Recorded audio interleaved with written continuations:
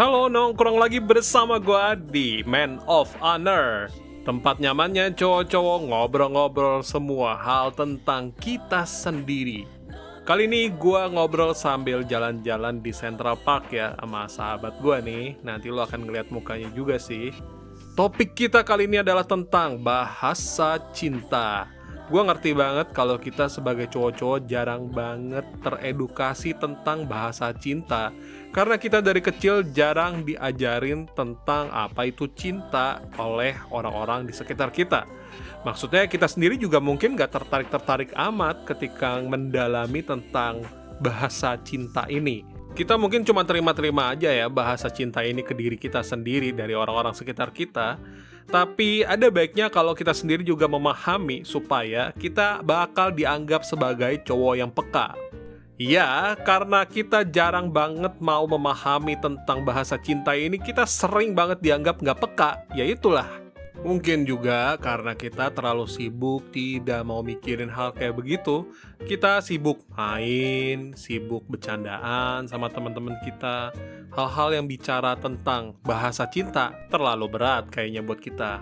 Yang penting udahlah nunjukin sayang sesuka kita aja lah. Gimana caranya lah, ngomong kek, nunjukin kek, ngasih hadiah kek gitu ya kan.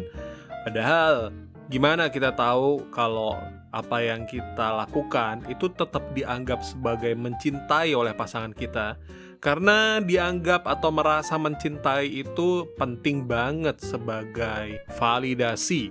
Jadi bahasa cinta tuh ada 5 menurut penelitinya yang namanya Gary Chapman. Ada bukunya kok kalau lo mau baca. 5 bahasa cinta itu adalah quality time, words of affirmation, physical touch, acts of service, receiving gifts. Nanti ya penjelasannya satu-satu gue jelasin biar lo pada paham, biar lo pada bakal jadi pria yang lebih peka sama pasangan lo dan orang-orang di sekitar lo. Sambil gue jelasin satu persatu dari bahasa cinta ini, nanti sambil lo coba ngeliat ke diri lo sendiri ya, lo itu pakai bahasa yang mana ya dalam mengekspresikan cinta.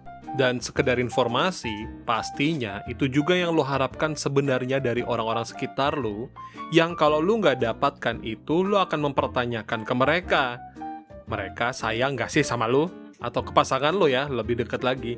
Lo sayang nggak sih sama gua sebenarnya? Sebenarnya sesederhana karena kalian tidak berbahasa yang sama. Dari tadi gue ngomongin soal berbahasa cinta. Ya, ini sama kayak bahasa Indonesia kita begini, sama. Yaitu cara berkomunikasi. Hanya saja kalau ngomongin bahasa cinta, berarti kita sedang berusaha mengkomunikasikan bahwa diri kita itu mencintai orang tersebut. Atau kita juga seperti bahasa Indonesia, maka kita berharap orang lain juga berbicara bahasa Indonesia ke kita, baru kita paham, ya kan? Sama dengan bahasa cinta. Bahasa cinta ketika kita berbicara, kita bisa mendengar juga dengan cara yang sama. Demikian juga sama seperti bahasa asing yang tidak kita kuasai, kita bisa pelajarin juga bahasa di luar dari yang kita kuasai. Misalnya bahasa Inggris, bahasa Prancis, bahasa Jepang, bahasa Mandarin, dan seterusnya. Maka ketika lo lagi mempelajari bahasa cinta yang akan gue jelaskan saat ini, lo akan bisa mempelajari juga bahasa cinta yang lainnya di luar dari bahasa cinta lo sendiri. Right, gue akan mulai dengan words of affirmation, atau sederhananya adalah menyatakan cinta lewat kata-kata. Tapi kata-kata yang kayak gimana ya? Bukan cuma pilihan kata-kata yang manis doang, tapi ada aturan dan makna di dalam kata-katanya tersebut.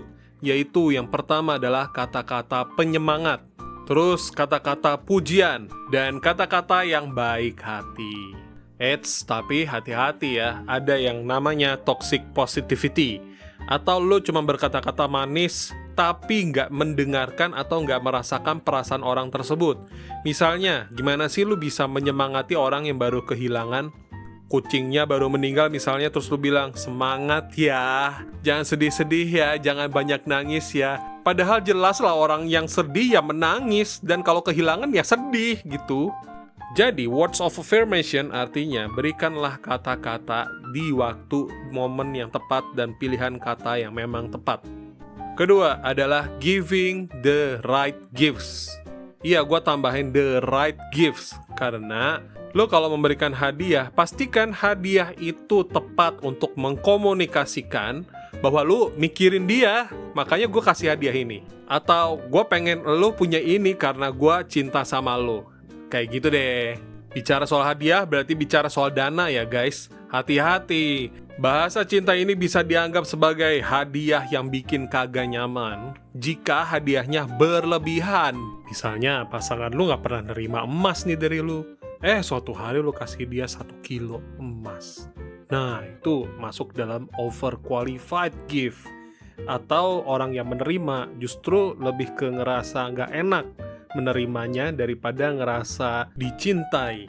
Jadi takar dengan benar ya hadiah yang lo berikan. Pastikan seperti yang gue bilang tadi, ngasih hadiah itu niatnya untuk mengkomunikasikan bahwa lo tuh mikirin dia dan lo mau dia memiliki itu karena lo sayang atau cinta sama dia. Asik. Yang ketiga adalah act of service atau tindakan-tindakan yang lo lakukan untuk pasangan lo. Pastikan yang lo lagi lakukan itu dilakukan atau diberikan secara bebas tanpa paksaan.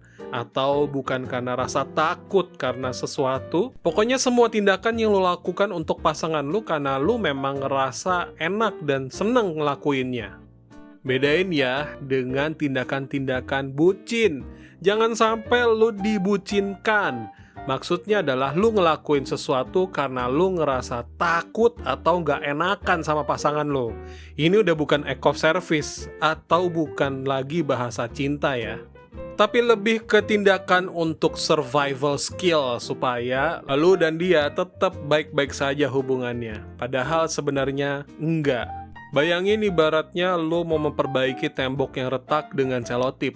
Lu menyelotip hanya karena lu takut itu semakin retak, tapi lu sebenarnya tahu selotip itu tidak akan mencegah keretakan tersebut. Jadi bedakan ya, lakuin sesuatu karena lu rasa takut atau karena lu merasa enak dan senang melakukannya.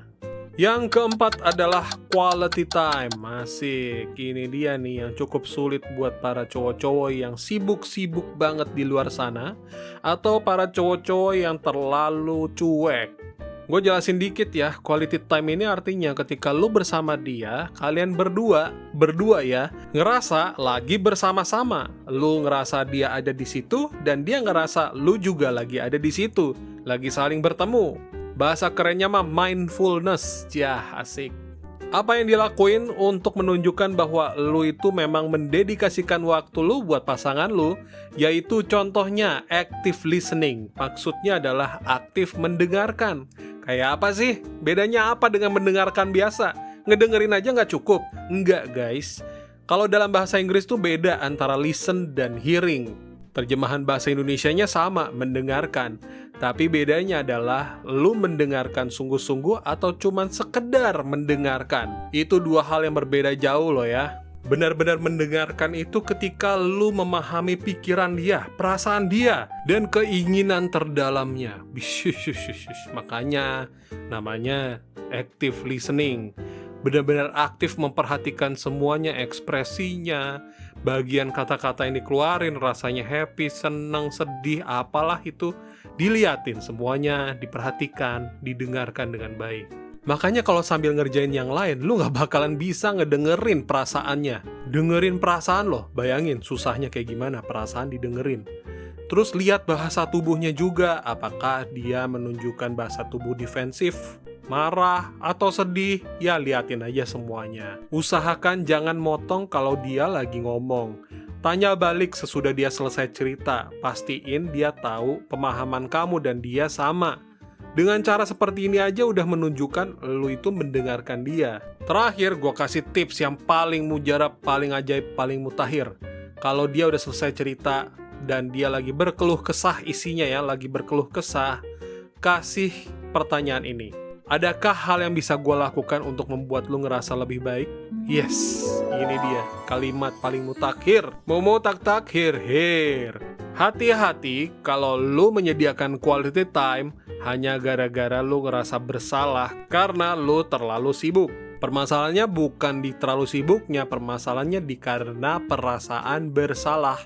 Jadi lu ketemu dia, quality time seperti tadi, mendengarkan. Motivasinya adalah karena lu ngerasa bersalah. Guys, mereka bisa mendengarkan perasaan lu ini loh. Melakukan sesuatu karena perasaan bersalah akan cenderung terdengar seperti suatu kewajiban. Mungkin lu gak menyadarinya, tapi tanpa sengaja lu akan mengeluarkan kata-kata seperti contohnya, gue tuh udah sengaja loh nyediain waktu buat lu. Contohnya kayak begitu. Ini tuh kalimat yang cukup fatal kalau didengar sama mereka. Akan terdengar seperti sebuah kewajiban, padahal seharusnya tidak. Seharusnya ini adalah sebuah hal yang natural bagi mereka. Tapi kalau lu ngerasa bersalah, maka mungkin banget kalimat semacam kayak begitu akan tersirat buat dia. Bahasa tubuh yang terakhir adalah physical touch. Jangan pikir bokep dulu ya guys, itu bukan physical touch. Physical touch bukan sesuatu hal yang bokep dan penuh nafsu. Ini kita bicara soal cinta. Kayak gimana tuh physical touch yang penuh dengan cinta? Pelajarin bagaimana tekanan, gaya, bagian mana yang disentuh, kecepatan, dan seterusnya. Gimana dia memeluk lu, gimana dia menyentuh pundak lu, gimana dia menyentuh kepala lu. Itu ada tekanan, gaya, dan bagian tertentu yang dia sukai, dan kecepatannya juga mempengaruhi. Ya udah gini deh tipsnya, timing is everything. Sentuhlah di waktu yang tepat. Oke guys, ingat baik-baik, physical touch itu untuk mengkomunikasikan rasa cinta, bukan sesuatu hal yang bersifat nafsu. Orang tua lu menyentuh pala lu bukan karena nafsu kan? Jadi pasti ada perbedaan antara physical touch yang tujuannya adalah untuk mengkomunikasikan cinta, bedakan dengan physical touch yang tujuannya adalah untuk itulah.